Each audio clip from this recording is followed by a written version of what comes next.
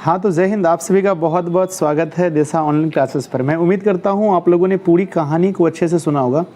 यदि आपने नहीं सुना है तो लिंक डिस्क्रिप्शन में पहले जाकर के आप पूरी कहानी को सुन लें।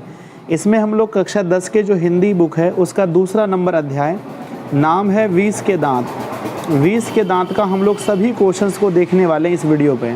तो आप लोग पूरे वीडियो को बहुत अच्छे से करें। अगर आप लोगों ने पूरी कहानी सुन ली है तो इसमें 39 क्वेश्चंस हैं और मेरे ख्याल से आपको एक भी क्वेश्चंस के जवाब देने में दिक्कत नहीं होगी।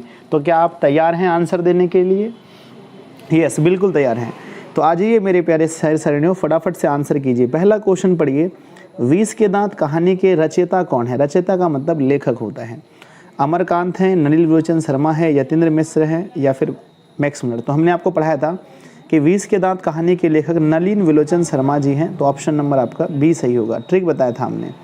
नेक्स्ट है, नलिन विलोचन शर्मा का जन्म कब हुआ था? 1914, 1915, 1916, 1917। तो आपने अगर मेरी पूरी कहानी अच्छे से सुनी है तो मैंने उसमें सब कुछ बताया था ना कि 1916 में 18 फरवरी 1916 में जन्म हुआ था पटना के बदरघाट में। क्वेश्चन नंबर 3 है, नलिन विलोचन शर्मा का जन्म कहाँ हुआ था? ऑप्शन है सिमरिया में, बलिया में, उन्नाव में या पटना में। याद कीजिए कहाँ हुआ था, जल्दी बताइए। हाँ सर, याद आ गया। आपने बताया था कि जन्म पटना के बदरघाट में हुआ था। अब जिसने ये हमारी कहानी नहीं सुनी है, नीचे लिंक डिस्क्रिप्शन में है, पहले जाके कहानी सुन लीजिए पूरा अच्छे से। अगर कहानी सुना है तो आप आराम से आंसर करो। 20 के दांत पाठ की कौन सी विधा है? ऑप्शन है निबंध है, व्यक्ति चित्र है, कविता है या कहानी है ना। तो हमने क्या बोला कि 20 के दांत जो है ना, ये सब कहानी में ही अच्छे लगते हैं। कहाँ अच्छे लगते हैं बताओ?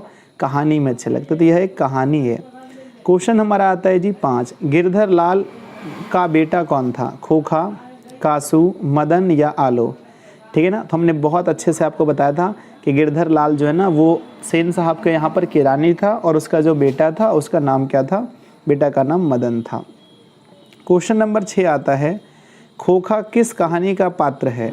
20 के दांत, बहादुर, नाखून क्यों बढ़ते हैं या मछली, है ना। तो खोखा को हमने इसी कहानी में पढ़ा है जिस कहानी के बारे में हम लोग जान रहे हैं, 20 के दांत। ऑप्शन नंबर ए आपका सही होगा। क्वेश्चन नंबर आपका 7 आता है कि मदन किसका बेटा है? सेन साहब का, गिरधर लाल का या सोफर का या अखबारीन है ना 20 का। तो आप सभी लोगों ने बहुत अच्छे तरीके से पढ़ा था। आप लोग मुझे ज़रूर बताएं कि मदन किसका बेटा था। तो मदन जो है ना ये गिरधर लाल का बेटा था। ऑप्शन नंबर बी सही है। नेक्स्ट है, सेन साहब की कितनी लड़कियां थी? कितनी लड़कियां थी? 2, 3, 4 या 5। तो पूरी कहानी में मैंने अच्छे से आपको बताया था कि सेन साहब की टोटल 5 लड़कियां थी और एक बेटे थे, है ना। इसका नाम भी मैंने आपको अच्छे से बताया था। नाम देख लीजिए, यहाँ लिखा है कि सीमा, रजनी, आलो, शेफाली, आरती। सीमा, रजनी, आलो, शेफाली, आरती पाँचों किनकी बेटियां थी? हैं गिरधर लाल की, सोफर की, सेन साहब की या पत्रकार महोदय की। तो ये जो पांचों की पांचों जो बेटियां थी, ये किसकी बेटी थी? बिल्कुल सही कहा आपने, सेन साहब की बेटी थी। Option number C. नेक्स्ट है, ना उम्मीद बुढ़ापे की आंखों का तारा कौन सा है? मदन है, खोखा है, रजनी है या शेफाली है ना। तो नाउमीद आँखों का तारा जो है ना, हमने आपको लिख करके बताया था, नाउमीद आँखों का तारा जो था वो खोखा था। किसके लिए? अपने पिताजी के लिए।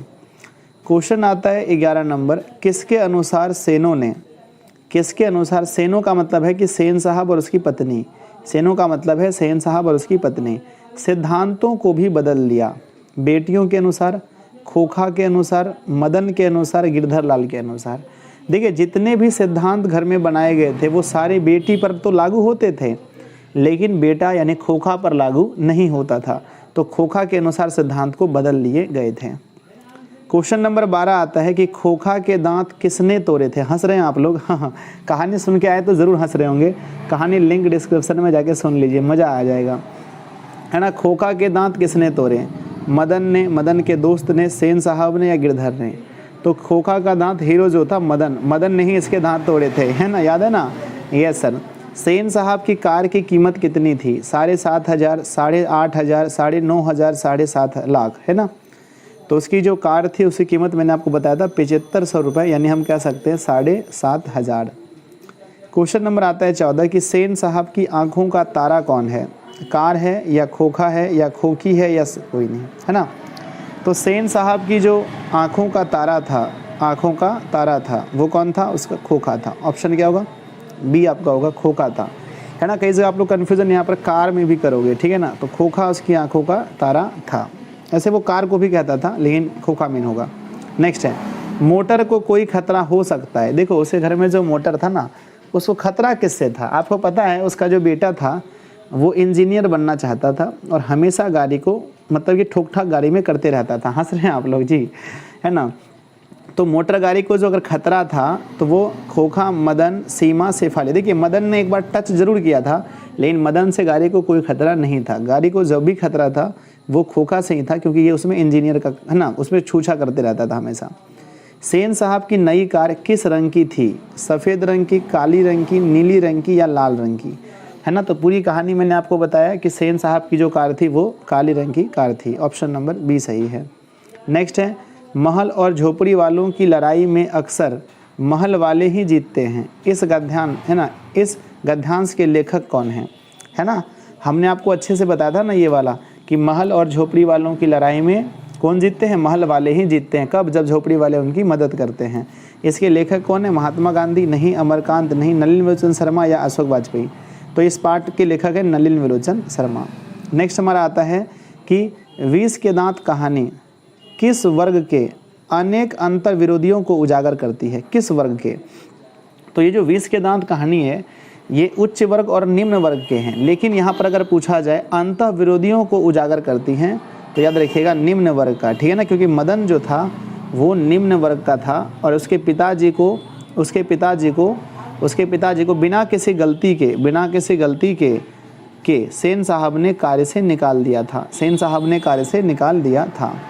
क्वेश्चन है हमारा कि सेन साहब अपने बेटे खोखा को क्या बनाना चाहते थे? ऑप्शन है डॉक्टर, खिलाड़ी, बिजनेसमैन और इंजीनियर और पत्रकार, है ना। तो आप लोगों ने अगर कहानी सुना है तो बिल्कुल अच्छे से पता होगा कि सेन साहब अपने बेटे को बिजनेसमैन या इंजीनियर बनाना चाहते थे। सेन साहब की मोटर कार की पिछली बत्ती का लाल शीशा किसने चकनाचूर किया था? याद है आपको? चलिए, मदन ने, कासू ने, सोफर ने या इनमें से कोई नहीं, है ना। तो सेन साहब की जो नई कार थी जो काले रंग की थी उसके पीछे का शीशा चकनाचूर करने वाले उसके बेटे थे जिसका नाम कासू, या इसी को हम लोग खोखा कहते हैं। कासू का ही दूसरा नाम क्या था? खोखा नाम था। नेक्स्ट आता है हमारे पास कि खोखा के पिता कौन थे, है ना। हैं गिरधर लाल, सेन साहब, पत्रकार या अखबारी, है ना, अखबारनवीस, है ना। तो इसके जो पिता थे वो सेन साहब थे क्योंकि इसके बेटा का नाम था खोखा। नेक्स्ट हमारा, किसके लिए घर में अलग नियम थे, दूसरी तरह की शिक्षा थी? खोखा के लिए, मदन के लिए, बेटियों के लिए या इनमें से कोई नहीं। तो घर में जो नियम बनाए गए थे वो घर के नियम अलग थे और दूसरी तरह की शिक्षा किसे दी गई थी? बेटियों को, है ना। बेटियों को दूसरी तरह की शिक्षा दी गई थी। देखिए आप लोग थोड़ा सा कन्फ्यूजन करेंगे यहाँ पर कि आंसर सर मदन खोखा होना चाहिए, नहीं। देखिए दूसरी तरह के जो घर के नियम थे और उनको जो शिक्षा दूसरी तरह की दी गई थी वो थी उनकी बेटियों को दूसरी तरह की शिक्षा दी गई थी, है ना। जब तक आप नियम पढ़ेंगे तो आंसर लगेगा आपको खोखा होना चाहिए, लेकिन जब पढ़ेंगे दूसरी तरह की शिक्षा तब आंसर होगा बेटी, ठीक है ना। नेक्स्ट है, गिरधर लाल सेन साहब की फैक्ट्री में क्या था? किरानी था, ड्राइवर था, अकाउंटेंट था, इनमें से कोई नहीं, है ना। तो हमने आप लोगों को पढ़ाया था ना कि गिरधर लाल के यहाँ पर जो था ये क्या था? गिरधर लाल इसके यहाँ पर क्या था? किरानी का काम करता था। नेक्स्ट है, हिंदी कविता में प्रगवाद के प्रवर्तक कौन हैं? मैक्स मुलर, नलिन विलोचन शर्मा, अशोक वाजपेयी या अमरकांत। तो देखिए हम लोग जो चैप्टर पढ़ रहे हैं इस चैप्टर में जो लेखक हैं वो नलिन विलोचन शर्मा हैं। तो यहाँ ना ऑब्वियसली बात है कि इसके लेखक नलिन विलोचन शर्मा ही होंगे क्योंकि इस चैप्टर के जितने भी क्वेश्चंस होंगे सब में आंसर यही होंगे। नेक्स्ट है, किनकी लड़कियाँ तहजीब और तमीज़ की जीती जागती मूरत है? गिरधर लाल की, डॉक्टर साहब की, सेन साहब की या इंजीनियर साहब की, ठीक है ना। तो देखिए बेटियों को इतनी ज़्यादा तहजीब सिखाया था किसने? सेन साहब ने। तो किनकी लड़कियां तहजीब की जीती जागती मूरत थी? तो सेन साहब की थी। ऑप्शन नंबर सी होगा। नेक्स्ट है, सीमा, रजनी, आलो, शेफाली, आरती, पांचों किसकी बहनें थी? मदन की बहनें, खोखा की बहनें, लेखक की बहनें या सेन साहब की बहनें? तो देखिए ये जो पांचों पुत्री है आप लोग जो देख रहे हैं, ये जो पांचों लड़की है ये सेन साहब की बेटी थी। ये सेन साहब की कौन थी? बेटी थी। और इसी का एक बेटा भी था जिसका नाम था खोखा। इसका मतलब हुआ कि ये जो बहन था ये खोखा, ये जो सारी बहनें थी वो किसकी थी? खोखा की बहनें थी। नेक्स्ट आता है हमारे पास कि झोपड़ी और महल की लड़ाई में अक्सर कौन जीतते हैं? महल वाले, झोपड़ी वाले या कोई नहीं? ऑप्शन सी यहाँ पर छूट गया है। सी में यहाँ पर हो जाएगा दोनों। क्या हो जाएगा? दोनों। देखिए महल और झोपड़ी वालों की जब भी लड़ाई होती है तो अक्सर महल वाले ही जीतते हैं। नेक्स्ट है कौन सी कहानी मध्य वर्ग के अंतः विरोधियों को उजागर करती है? ये तो भी आपने देख ही लिया ना कि कौन सी कहानी मध्यम वर्ग को उजागर करती है। देखिए मध्य वर्ग, यहाँ पर निम्न वर्ग भी होता तो भी कोई दिक्कत नहीं है, इसका आंसर वही मारते हैं हम लोग। ऑप्शन दिया है श्रम विभाजन, जाति प्रथा, नाखून क्यों बढ़ते हैं, विष के दांत या नागरी लिपि। ठीक है ना, तो इसका आंसर हो जाएगा आपका, है ना, विष के दांत। नेक्स्ट क्वेश्चन हमारा आता है 29 नंबर क्वेश्चन, मध्यम वर्ग के अनेक अंतर विरोधियों को उजागर करने वाली कहानी कौन सी? हो गया ये क्वेश्चन तो हो गया, 2 बार आ गया, सॉरी। विष के दांत कहानी का प्रमुख पात्र कौन है? यानी कि इसका जो मेन हीरो आप कह सकते हो, मेन एक्टर आप कह सकते हो, इसका मेन एक्टर कौन है? हंस रहे हैं आप लोग, जल्दी बताइए कौन सा है? गिरधर लाल, सेन साहब, खोखा या सेन साहब की पत्नी? तो इस कहानी में जो मेन पात्र है ना, जो मेन पात्र है वो कौन सा है? वो हमारा कौन सा है? खोखा। खोखा इसका मेन पात्र, सॉरी हीरो नहीं है, माफ़ कीजिएगा। हीरो अगर पूछा जाए, अगर नायक पूछा जाए, इसका नायक कौन है? तो नायक में आंसर मारेंगे मदन का, लेकिन मेन पात्र जो है जिसके बारे में बोला गया ये खोखा है। कौन है? खोखा है। ठीक है ना, अगर मदन होता तो इसका ऑप्शन दिया होता, मदन नहीं है, क्योंकि अगर प्रमुख पात्र पूछे तो आंसर मारिएगा खोखा, और नायक पूछे तो आंसर मारिएगा मदन। आंसर मारिएगा मदन। क्या मारिएगा? बोलिए, मदन। नेक्स्ट है कासू और मदन की लड़ाई के संबंध में लेखक क्या कहते हैं? ऑप्शन को ध्यान से सुनिएगा। हड्डी और मांस की लड़ाई, बंगले के पिल्ले और गली के कुत्ते की लड़ाई, दोनों या फिर इनमें से कोई नहीं। ठीक है ना, तो कासू और मदन के बीच की लड़ाई को कहते हैं बंगले के पिल्ले और गली के कुत्ते की लड़ाई। अगला देखिए, खोखा के दांत तोड़ने के बाद गिरधर लाल मदन को क्या करता है? खोखा के जब मदन दांत तोड़ देता है तो गिरधर लाल यानी कि मदन का पिता उसे क्या करता है? ऑप्शन पढ़िए, गुस्सा करता है, पिटाई करता है, लपक कर मदन को हाथों में उठा लेता है, या घर से भगा देता है। देखिए जब कार को छूने में लड़ाई हुई थी तो उसकी बहुत पिटाई की गई थी, लेकिन जब इन्होंने दांत तोड़ा तो उन्हें नहीं मारा गया, लपक कर मदन को हाथों से उठा लेता है। नेक्स्ट हमारा आता है कि सेन साहब के दूर के रिश्तेदार कौन थे? दूर के रिश्तेदार कौन थे? पहला है गिरधर लाल, मुखर्जी साहब, सोफर या फिर अखबारन वीस। देखिए ये क्वेश्चन हम आप लोग को नहीं पढ़ाए हैं, लेकिन आपको पता होना चाहिए कि इसके रिश्तेदार तो गिरधर लाल नहीं थे, ये तो इसके किरानी थे। सोफर भी नहीं हो सकता क्योंकि इसका ड्राइवर था वो। तो मुखर्जी साहब या फिर अखबारन वीस, तो इसके जो रिश्तेदार थे दूर के वो अखबारन वीस है, लेकिन इसके बारे में मैंने आपको नहीं बताया था, सॉरी। नलिन विलोचन शर्मा की स्कूल की पढ़ाई कहाँ हुई थी? ठीक है ना, पटना कॉलेजिएट स्कूल में, पटना हाई स्कूल में, या फिर BN कॉलेजिएट स्कूल में। देखिए इसका जन्म पटना में हुआ था, तो ऑब्वियसली बात है इसके आंसर में पटना आएगा, तो पटना कॉलेजिएट स्कूल में हुआ था।